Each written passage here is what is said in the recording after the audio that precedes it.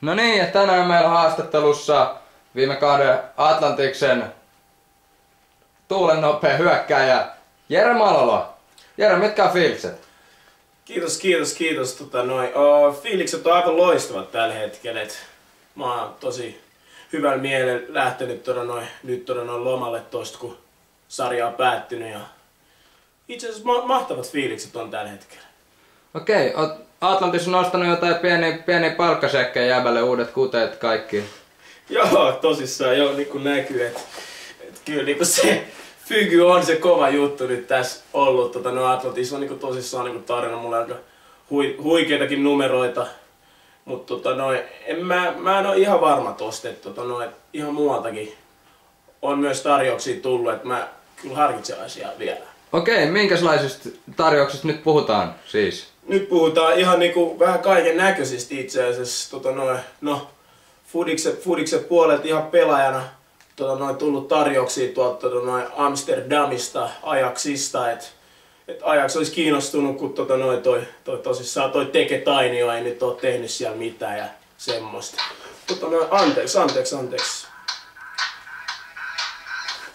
Haloja. Oh, excuse me. Jose, I'm in an interview, yes. Ei, tää studio-aika on aika kallista. Okay, sorry, hey, I need to go now. Yeah, you said to Özil that he shut his mouth. Okay, thank you. Oh, yeah, okay, bye.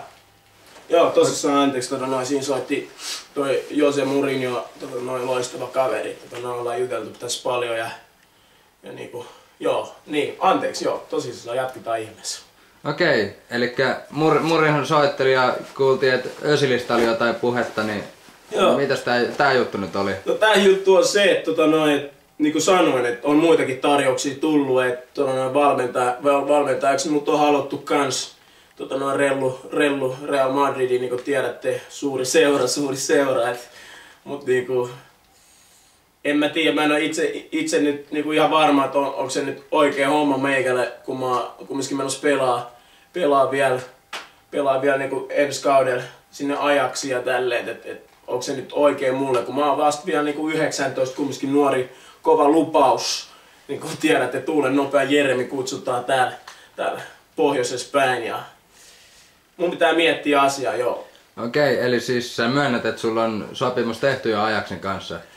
Joo, voisin myöntää jo itse asiassa, että mä oon käynyt jo allekirjoittaa, juttelin sen. En kyllä kaverin nimeä muista, mutta kato kun se ei ollut mikään kova kaveri, niin ei tuollaista jätkien nimiä tarvi muistaa. Mutta niinku, soppari on kyllä lyöty paperille, että sellaista on tehty jo. Ja kuinka monen promillen kännissä oltiin? Joo, tosissaan. Joo, kyllähän sitä muutama skumppaa tuli vedettyä naamaa, et ei se kummempaa, niin kuin tiedät, urheilija ei hirveästi niin kuin larppaa sitä. Anteeksi, mitä?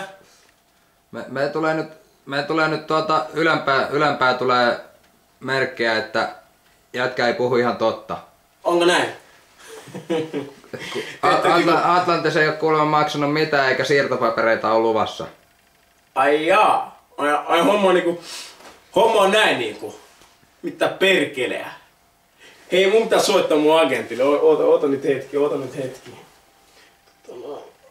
Ei, nyt lopetat se agenteille soittamisen. Meillä ei ole nyt... Ei, sä pidät nyt turpaskin, mä hoidan mun jutut tässä näin. Meillä ei nyt ole aikaa tällaiseen, että Teemu Tainio on tulossa seuraavaksi haastatteluun. Haloja.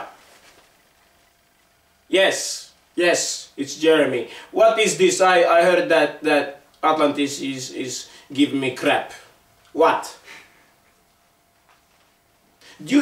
Do you understand who I am? I'm Jeremy, the fastest player in Finland.